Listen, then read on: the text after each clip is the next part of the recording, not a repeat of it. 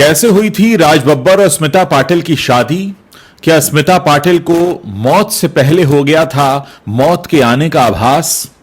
जब अपने बेटे प्रतीक के जन्म के बस 15 दिन बाद ही चल बसी स्मिता पाटिल, तो फिर कैसे हुई थी प्रतीक बब्बर की परवरिश? क्योंकि राज बब्बर तो लौट गए थे अपनी पहली पत्नी नादिरा के पास।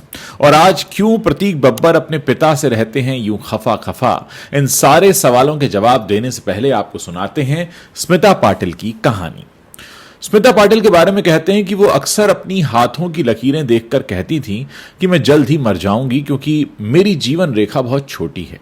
यही कारण था कि उन्होंने अपनी आखिरी ख्वाहिश सबको बता दी थी, और ख्वाहिश ये थी कि उन्हें मौत के बाद उन्हें एक नई नवेली दुल्हन की तरह सजाकर विदा किया जाए। और ऐसा हुआ भी था। मैं आपको कहानी सुनाऊंगा। 17 अक्टूबर 1955 के दिन स्मिता पाटिल का जन्म होता है पुणे शहर में। उनके पिता शिवाजीराव गिरधर पाटिल एक सोशल वर्कर थे और स्वतंत्रता संग्राम का हिस्सा भी रहे थे।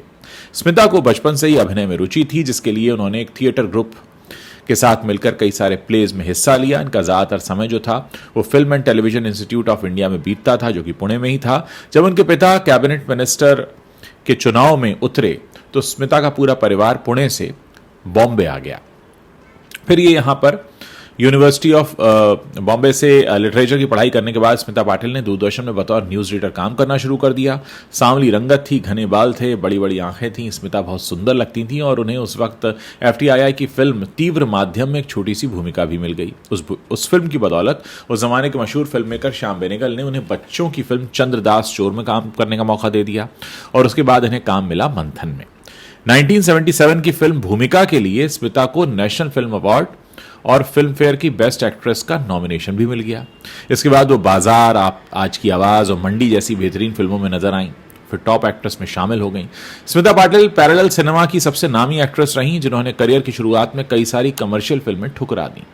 एक गाने का जिक्र आता है जिसकी शूटिंग के दौरान रात भर रोई थी स्मिता पाटिल। असल में 1982 में स्मिता पाटिल अमिताभ बच्चन के साथ नमक हलाल फिल्म थी, उसमें दिखाई दी थी। इस फिल्म का गाना आज रपट जाएं, ये बड़ा हिट गाना था। गाने में दोनों की केमिस्ट्री भी चर्चा में थी। हालांकि इस गाने की शूटिंग के बाद स्मिता पाटिल रात भर रोती रहीं। गाने में स्मिता को बारिश में सफेद साड़ी में भीगते हुए सीन देना था, लेकिन वो इसमें सहज नहीं थी। जब डायरेक्टर के कहने पर उन्हें सीन्स देने पड़े तो उन्होंने जैसे तैसे शूटिंग तो पूरी की, लेकिन वो घर जाकर खूब रोई। उन्हें ऐसे सीन देने पर काफी पछतावा हो रहा था। स्मिता पाटिल अगले दिन काफी गुमसुम दिखाई दे रही थी। फिर अमिताभ बच्चन ने उनसे वजह पूछी तो उन्होंने खुलकर बता दिया। अमिताभ ने उन्हें समझाया कि भाई ये तो स्क्रिप्ट की डिमांड है। अमिताभ के समझाने पर स्मिता पाटिल समझी और फिर उन्होंने दोबारा वही सीन किया और बहुत अच्छे से किया, बिना झिझक के। एक और किस्सा है स्मिता पाटिल का। जब कुली के सेट पर अमिताभ बच्चन के साथ जब हादसा हुआ तो इसका भी आभास स्मिता पाटिल को हो गया था। असल में कहते हैं कि बेहतरीन एक्ट्रेस होने के साथ साथ स्मिता पाटिल को ज्योतिष विद्या भी अच्छे से आती थी। एक दिन फिल्म शक्ति की शूटिंग के दौरान अमिताभ बच्चन ने स्मिता पाटिल को अपना हाथ दिखाया था। उस समय स्मिता ने कहा कि आपके साथ एक गंभीर दुर्घटना हो सकती है। अमिताभ ने उस समय उनकी बातों पर कोई गौर नहीं फरमाया। फिर इसके करीब 2 दिन बाद ही अमिताभ बच्चन ने फिल्म कुली के लिए शूटिंग शुरू कर दी, और ये शूटिंग चल रही थी बेंगलुरु में। जैसे ही शूटिंग करके वो होटल लौटे तो देर रात होटल के फोन की घंटी बजी। फोन उठाया तो घबराई हुई आवाज में स्मिता थी और वो बोल रही थी कि हेलो, आप अमित जी बोल रहे हैं? मैं बंबई से स्मिता पाटिल बोल रही हूँ। आप कैसे हैं? मैंने अभी एक बुरा सपना देखा कि आपको चोट लग गई है, आप ठीक है ना? अब स्मिता इतनी घबराई हुई थी कि उन्होंने सबसे पहले अमिताभ बच्चन के घर प्रतीक्षा कॉल कर दिया था और वहीं से उन्हें होटल का नंबर मिला था। जब अमिताभ ने उन्हें बताया कि वो पूरी तरह ठीक हैं तो स्मिता ने कहा कि ठीक है, ऊपर वाले की दया है कि आप ठीक हैं, लेकिन अपना ख्याल रखिएगा। अमिताभ बच्चन इसके बाद सो गए। अगले दिन 26 जुलाई 1982 को समय से पहले फिल्म कुली के सेट पर वो पहुंच गए। संयोग ये था कि ठीक उसी दिन एक एक्शन सीन शूट करते हुए अमिताभ बच्चन को गहरी चोट लग गई, जिसमें डॉक्टरों ने उन्हें क्लिनिकली डेड घोषित कर दिया था। तो ये था पूरा मामला कि उनको पहले से आभास था। अब स्मिता पाटिल और राज बब्बर की लव स्टोरी पर आते हैं। ये 1982 की बात है। फिल्म शूट हो रही थी भीगी पलकें, और इसी की शूटिंग के दौरान ये दोनों करीब आ गए थे। इससे पहले तजुर्बा नाम की फिल्म भी ये साथ में शूट कर चुके थे, और उन दिनों नादिरा बब्बर से कुछ ठीक नहीं चल रहा था। असल में नादिरा बब्बर से जब शादी हुई थी तब राज बब्बर इतने बड़े स्टार नहीं थे, वो बाद में स्टार बने। नादिरा से शादी हुई 1975 में। इनको पहली फिल्म इनकी आई किस्सा कुर्सी का 1977 में। फिर इनके बीच अनबन रहने लगी और फिर 1983 के आसपास दोनों का संबंध टूटता है, और दोनों का संबंध टूटने के बाद स्मिता पाटिल से राज बब्बर शादी कर लेते हैं। शादी की खुशियां इनको सिर्फ 3 साल एक साथ रख सकी और 3 साल साथ रहने के बाद प्रेग्नेंट हुई। प्रतीक बब्बर का जन्म होता है 28 नवंबर 1986 को और उसके 15 दिन बाद 13 दिसंबर 1986 को कुछ कॉम्प्लिकेशंस के चलते स्मिता पाटिल की मौत हो जाती है। इसके बाद प्रतीक बब्बर के जो पालन पोषण किया वो किया स्मिता पाटिल की जो बहनें थीं, यानी प्रतीक की जो मौसियाँ थीं। अब कहा यह जाता है कि जो अमिताभ बच्चन के मेकअप मैन हैं, इनफैक्ट ये कहानी मैंने उनसे खुद सुनी थी, मेकअप मैन जो हैं दीपक सावंत, वही स्मिता पाटिल के भी मेकअप मैन थे। और स्मिता पाटिल की ये जब इच्छा थी कि जब मैं इस दुनिया से रुखसत हूँ तो नई नवेली दुल्हन की तरह हूँ, तो दीपक सावंत ने उनकी मौत के बाद उनका मेकअप किया था।